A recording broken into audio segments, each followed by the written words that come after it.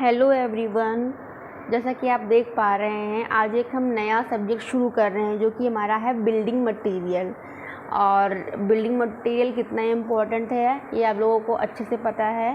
तो मैं ऐसा मान के चल रही हूँ कि आप लोगों को सारी चीज़ें पहले से नोन है या फिर सब कुछ आपको आता है। बस जस्ट एज अ रिवीजन के फॉर्म में हम चीज़ों को यहाँ पर कवर करेंगे, क्योंकि इतना टाइम अब नहीं है और एग्ज़ाम्स की भी डेट आना शुरू हो गई हैं। तो revision at the end time पे बहुत ज़्यादा इम्पोर्टेंट हो जाता है। ठीक है, डिटेल में तो सबको पता है।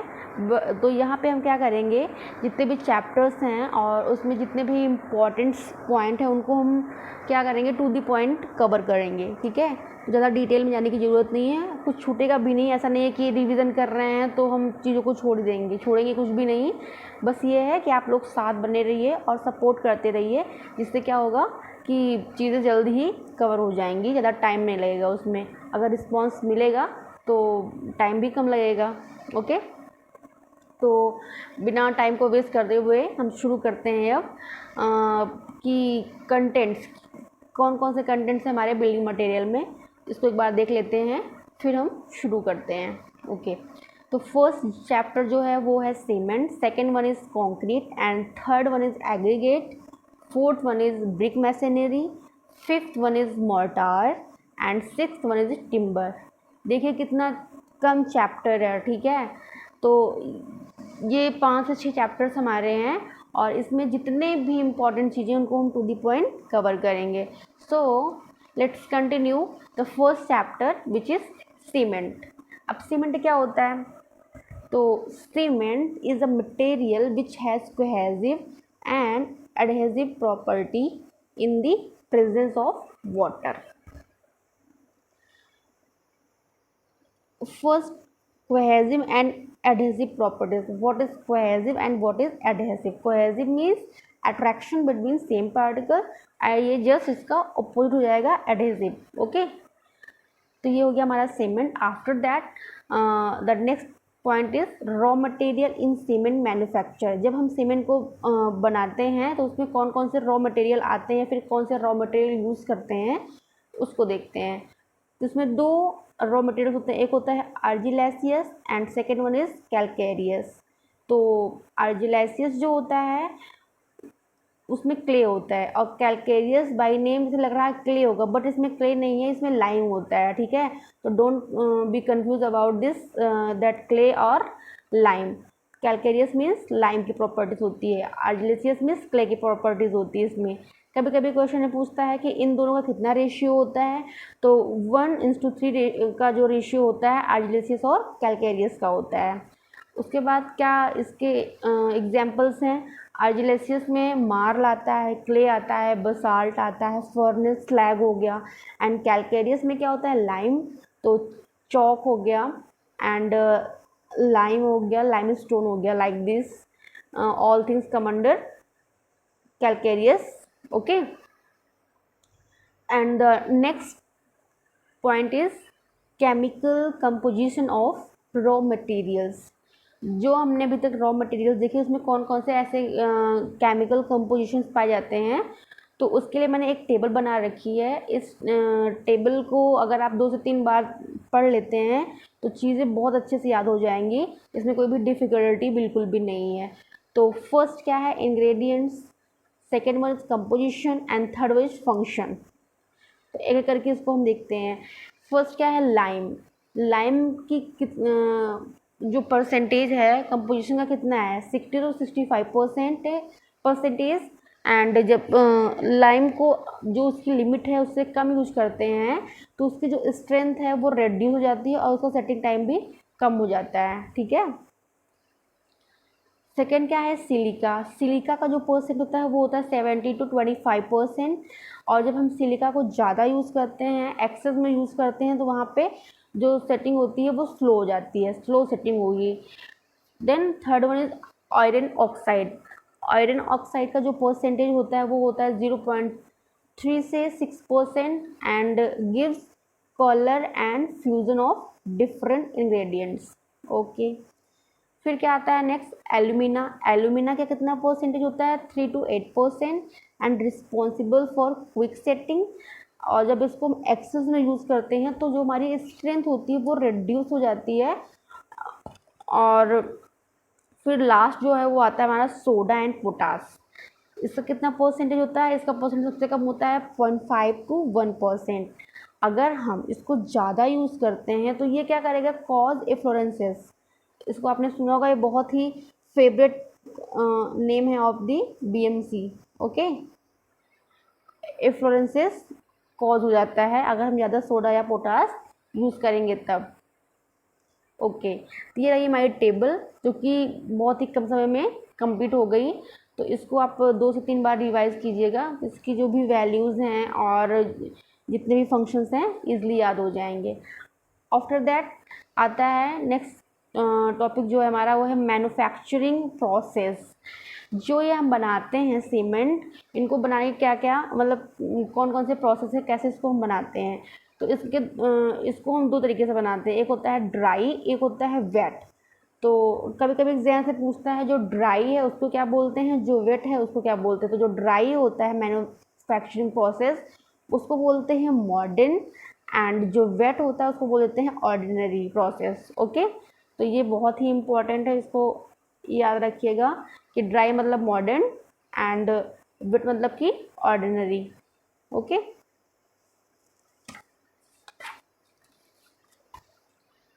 नेक्स्ट क्या है, it's again very important topic which is bogus compound. Bogus compound क्या होते हैं हमारे, इसका भी मैंने एक टेबल बना रखा है कि कौन कौन से बोगस कंपाउंड्स हमारे हैं, उनका फॉर्मूला क्या है, सिंबल क्या है उनका, उनके फंक्शंस क्या हैं। ठीक है, ये भी बहुत ही इम्पॉर्टेंट है, इससे क्वेश्चन बन ही जाता है, हर बार बनता है, 1 2 3 बन ही जाता है। ठीक है, कभी केमिकल कंपोजिशन पूछता है, कभी उसके फंक्शंस पूछता है। ठीक है, तो इसको देख लेते हैं हम। मिनरल और कंपाउंड, फर्स्ट क्या है हमारा, ट्राई कैल्शियम। तो ट्राई कैल्शियम का जो फॉर्मूला तो होता है वो थ्राइस CaOSiO2, और सिंबल क्या होता है इसका, C3S। फंक्शन क्या होता है कि जो 7 डे की हमारी स्ट्रेंथ आती है एंड हार्डनेस वो C3S की वजह से आती है, और इसको हम बोल देते हैं सिलिकेट और ट्राई कैल्शियम सिलिकेट और एलाइट। ओके, ये हमारा हो गया फर्स्ट। दूसरा क्या होता है, डाई कैल्शियम सिलिकेट, इसको बोलते हैं बेलाइट, और इसका जो फॉर्मूला होता है वो होता है 2 या फिर ट्वाइस CaO.SiO2, और इसको रिप्रेजेंट कैसे करते हैं, C2S के फॉर्म में। और ये हमें अल्टीमेट स्ट्रेंथ प्रोवाइड करती है कौन, कई बार क्वेश्चन में पूछा गया कि अल्टीमेट स्ट्रेंथ का जो सोर्स है कौन प्रोवाइड करता है, वो होता है डाई कैल्शियम सिलिकेट।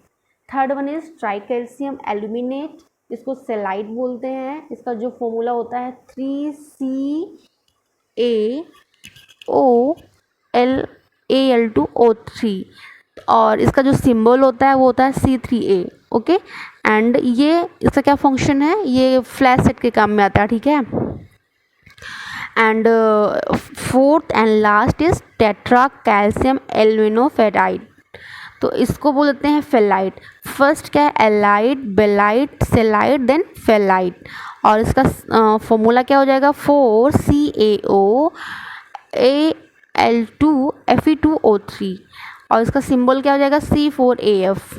ओके, इसको तो बिल्कुल मत भूलिएगा क्योंकि ये तो बहुत ही इम्पोर्टेंट है। ठीक है, एंड इसका फंक्शन क्या है, टेट्रा कैल्शियम एल्यूमिनोफेराइड का पुअरेस्ट सेमेंटिंग वैल्यू।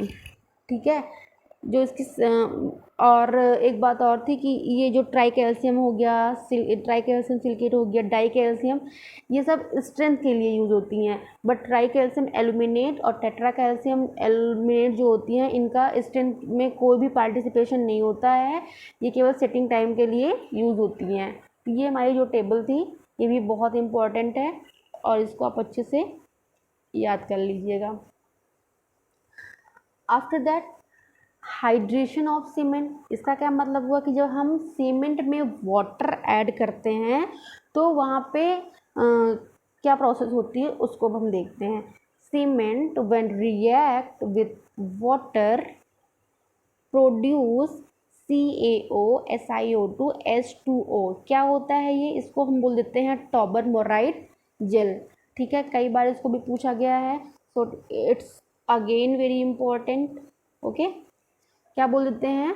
ये बन जाता है एक टॉबरमोराइड जेल, और इसको हम शॉर्ट फॉर्म बोलते हैं CSH जेल। ओके, तो ये हो गया हाइड्रेशन ऑफ सीमेंट।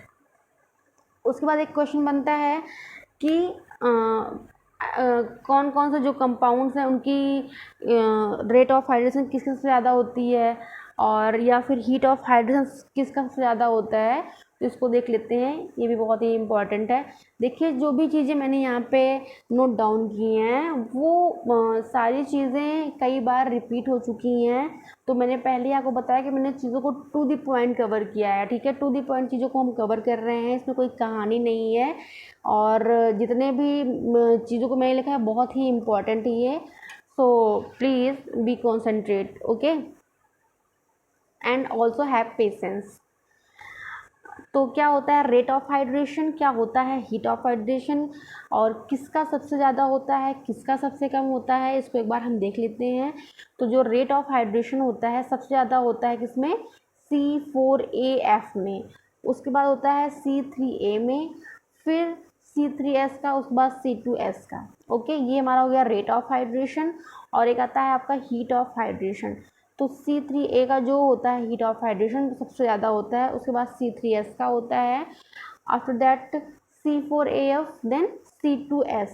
अब इसमें दोनों में क्या इंपॉर्टेंट बात हो गई कि जो रेट ऑफ हाइड्रेशन है और जो हीट ऑफ हाइड्रेशन है दोनों में ही C2S जो है सबसे लास्ट में है। It's a common. ओके, तो इसको आप इजीली याद कर सकते हैं। ठीक है, इसका तो सीक्वेंस बनाए रखा हुआ किसका? रेट ऑफ हाइड्रेशन का। C4AF लास्ट में होता है, फिर हमारा C3A होता है, फिर हमारा C3S एंड देन C2S।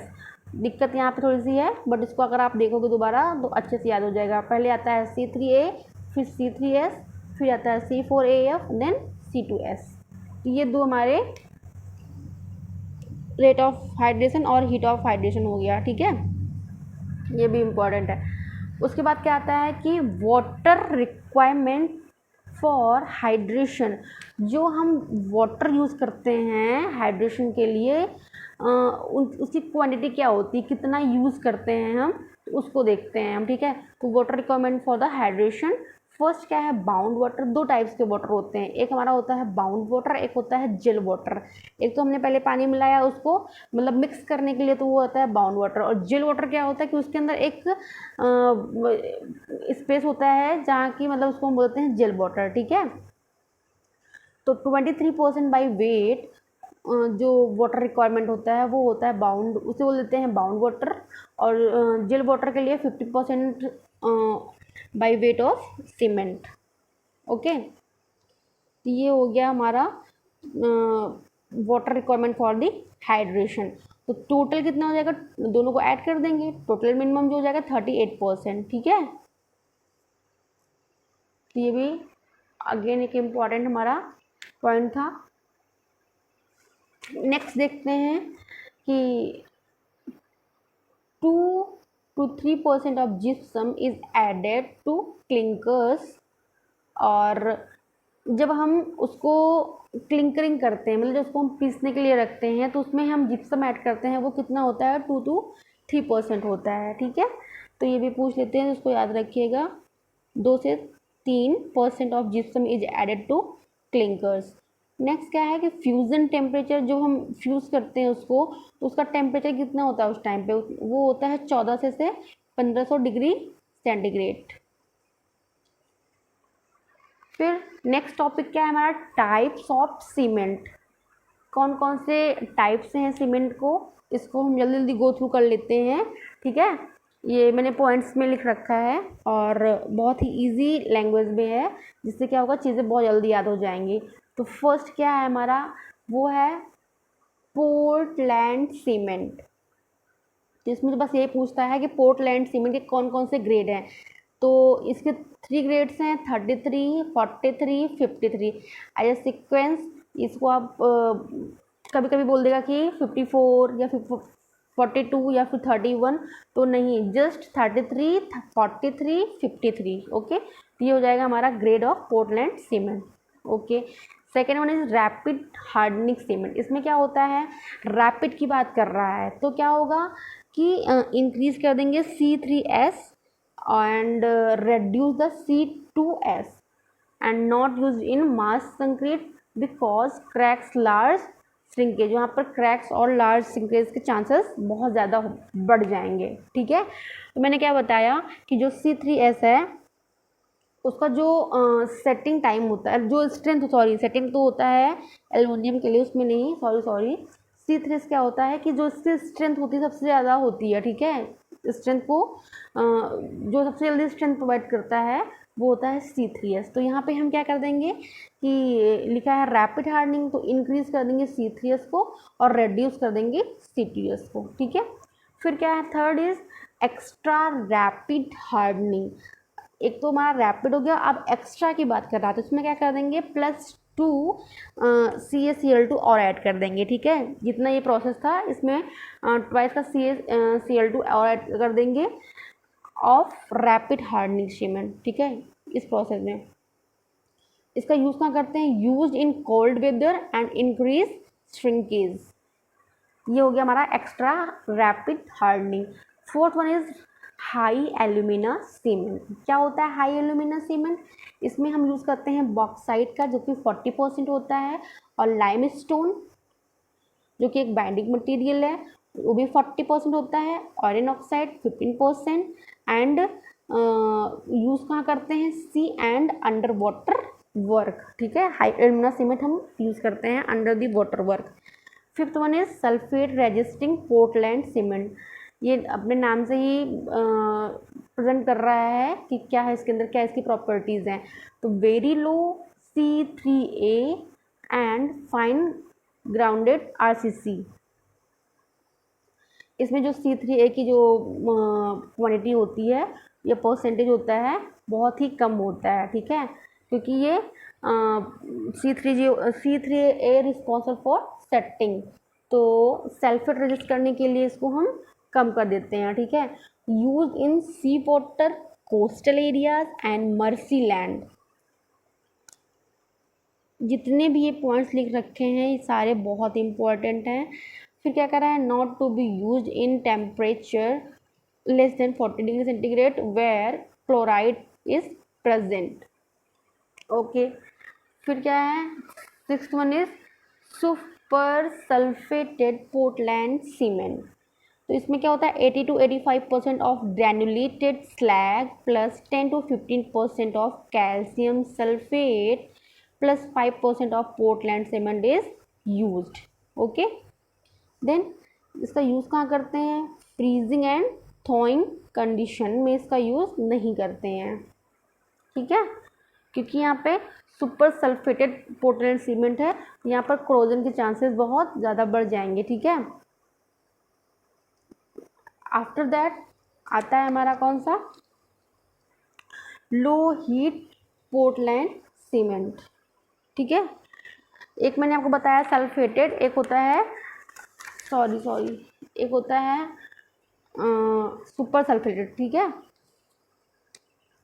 तो इसको आपको यूज़ नहीं करना है कहाँ पे, जहाँ पे फ्रीजिंग एंड थॉइंग की कंडीशन हो। ठीक है, और ये क्या होता है कि highly resistant to sea water.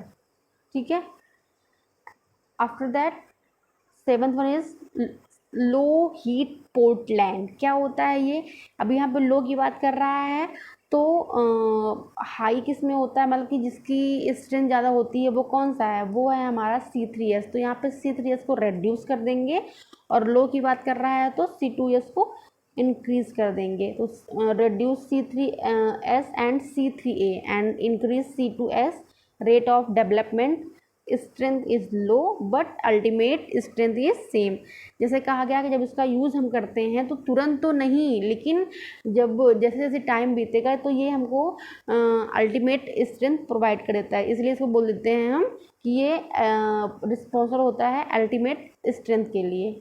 Okay, I hope चीज़ें क्लियर होंगी आपको। समझ में आया होगा, ठीक है। ये है कुछ टाइप्स ऑफ सीमेंट।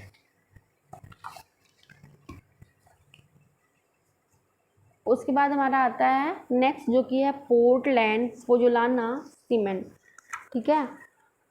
तो इसमें क्या करते हैं कि जो हमारा ऑर्डिनरी पोर्टलैंड सीमेंट था उसमें 10 to 30% ऐड कर देते हैं फ्लाई ऐश। तो फ्लाई ऐश जो होता है उसमें सीमेंटिंग क्या नाम है प्रॉपर्टीज़ नहीं होती है, ठीक है। और जो पोजोलाना होता है वो फ्लाई ऐश से ही बनता है। तो क्या हो जाएगा कि जो पोजोलाना है, मतलब कि pozzolana has no cementing property in itself, but when it combines with lime it produces a stable lime pozzolana compound which is has cementitious properties। इसमें होता तो नहीं है, लेकिन जैसे जैसे जब इसको लाइम के साथ हम कंबाइन करते हैं तो ये प्रोड्यूस करता है क्या, लाइम पोजोलाना कंपाउंड, जिससे क्या होता है कि धीरे धीरे इसमें सीमेंटियस प्रॉपर्टीज आ जाती है। ये हो गया हमारा पोर्टलैंड पोजोलाना सीमेंट। और फिर क्या कह रहा है कि free lime is removed hence resistance to chemical attack increases. Okay, I hope चीज़ें आपको उसको समझ में आएगा कि इसमें क्या होगा कि जो फ्री लाइम होता है उसको रिमूव कर देता है, तो जो रेजिस्टेंस होता है रेजिस्टेंट टू केमिकल अटैक वो क्या हो जाएगा, बढ़ जाता है, ठीक है। एंड क्विक सेटिंग सीमेंट क्या होता है कि इसमें क्विक मतलब कि बहुत तेज़ी से सेट करना सीमेंट का।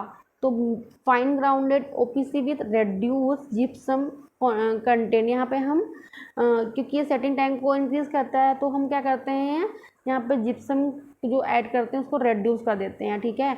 और ये यूज होता है यूज्ड इन अंडर वाटर। और एक क्वेश्चन पूछता है कि जो क्विक सेटिंग सीमेंट है उसका इनिशियल सेटिंग टाइम कितना होता है, वो होता है 5 मिनट का, और final setting time is 30 minute. Okay, इसको याद रखिएगा। फिर आता है हमारा white and coloured Portland cement. तो white and coloured Portland cement में क्या होता है कि इसमें थोड़ा सा हम प्योर वाइट जो चौक होती है वो या फिर चाइना क्ले को ऐड करके इसको कलर्ड पोर्टलैंड सीमेंट के फॉर्म में बना देते हैं, ठीक है। और थोड़ा सा कलरिंग पिगमेंट भी यूज़ करते हैं before grinding. Okay, after that last one is